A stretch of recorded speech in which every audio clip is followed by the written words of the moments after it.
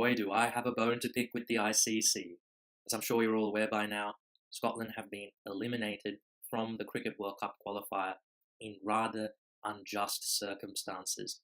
They were chasing down 199 for victory and for qualification, ultimately. They were going along pretty nicely, but then Richie Berrington was given out LBW by Paul Wilson, and quite clearly it was the incorrect decision.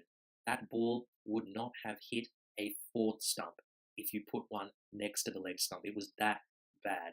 And here's the funny thing about it. Just a few overs after that dismissal, the rain came and there was no more play. Scotland lost the game by 5 runs on the Duckworth-Lewis-Stern method. But here's the thing, if Richard Berrington had not been given out, Scotland would have been ahead by 3 runs on the Duckworth-Lewis-Stern method, and they would have qualified for the World Cup. That is the fine margin we're talking about here. An umpiring decision cost Scotland a place in the World Cup. And you only have to look back to last game in which Scotland were done dirty as well against Ireland. That Andrew Balbirnie decision, he was plumb LBW, wasn't given, and he went on to make a match-winning 100 for Ireland. So this all begs the question, why is there no DRS at the Cricket World Cup qualifier for such a high-stakes tournament? How can you not have DRS available? I thought the ICC just passed a law making DRS mandatory for ODIs. Apparently, not so. Now here's ESPN Cricinfo's explainer as to why there is no DRS at the tournament. And I quote, "As a number of games are not being televised, and for conditions to be consistent for all matches, the ICC has decided not to use DRS for any of the games. Also, it is worth bearing in mind, this isn't a profit-making event for the ICC, so anything to keep costs down is the way forward." You talk about consistency, but not all the games in this tournament were given ODI status. Games involving Nepal and the Netherlands were counted as List A games.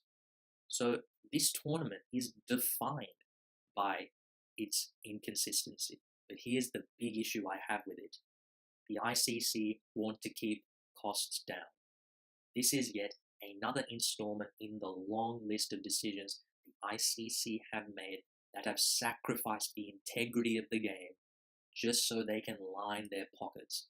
Let's not worry about the competitive integrity of the competition. Let's just worry about how much money we can make, or in this case, save.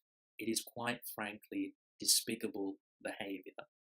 And talking about decisions the ICC have made, why did they reduce the World Cup from a 14-team tournament to a 10-team tournament in the first place? Isn't the point of a World Cup to give opportunity to as many teams as possible to showcase their skills on the world stage?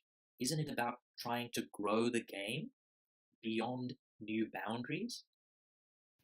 Not so. It's about maximizing revenue. And how does the ICC go about maximizing revenue? Maximizing the amount of guaranteed India games at the tournament. They created a format specifically to get India to play as many games as possible. In this 10-team single group format, India will play at least 9 games at the tournament. This is up from at least 6 at the previous World Cup. Now, why is this the case? Well, as I'm sure you're all aware, India is by far the biggest market in the cricketing world, and hence the majority of the revenue from these tournaments comes from India. So more India games equals more revenue. It's pretty simple.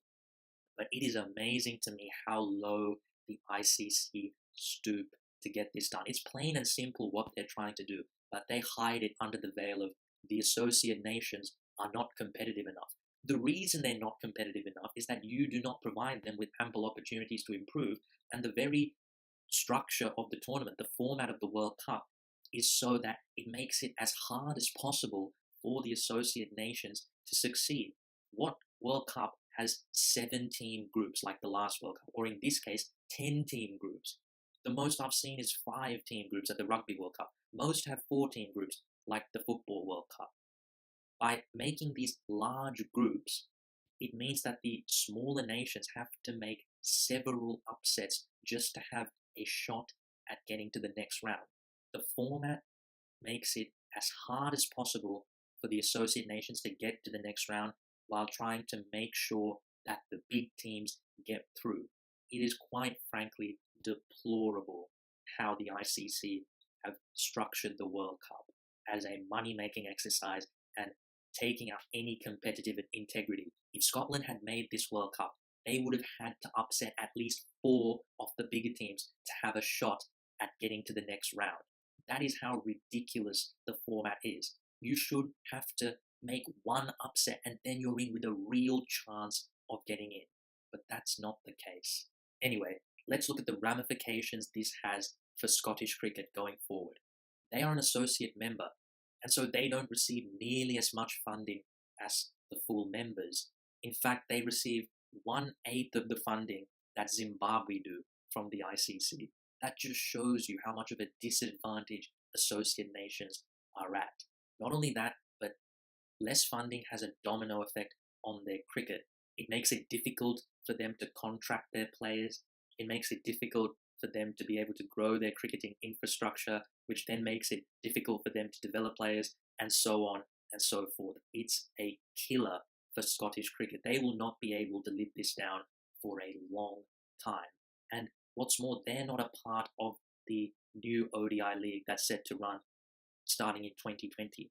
But you know what's funny about that ODI league? The Netherlands qualified as the 13th team to take part in what is really a qualification tournament for the World Cup. The top 8 teams automatically go through. The Netherlands got there on the back of winning the World Cricket League, which finished in the middle of 2017. The ICC ODI League will not begin until mid-2020. Is it fair that a team qualifies for the league based on something that finished 3 years ago? I think it's fair to say that it could have been done in a better way. Scotland, to me, clearly a better outfit than the Netherlands at this point in time. Scotland don't have a lot of fixtures. They only had 4 ODIs against test-playing nations in the last cycle. And do you know how long their summer of cricket is this year? 4 days long. They play an ODI against England and 2 2020s against Pakistan in the space of 4 days. How are you supposed to improve as a team when your home summer is 4 days long? It's a sad state of affairs. As for the West Indies, they dodged a bullet here. The fact that they needed a huge slice of luck to get past Scotland and qualify for the World Cup is an indictment on where their cricket is at the moment. This could have so easily been a debacle for the West Indies. They got away with one big time here. But that doesn't paper over the cracks that they are a poor ODI team, and they are going to have to get a lot better if they are going to stand a chance at the World Cup next year. But anyway, if you got this far, thanks for watching the video. Let me know what you think about the ICC, basically, and I will see you in the next video.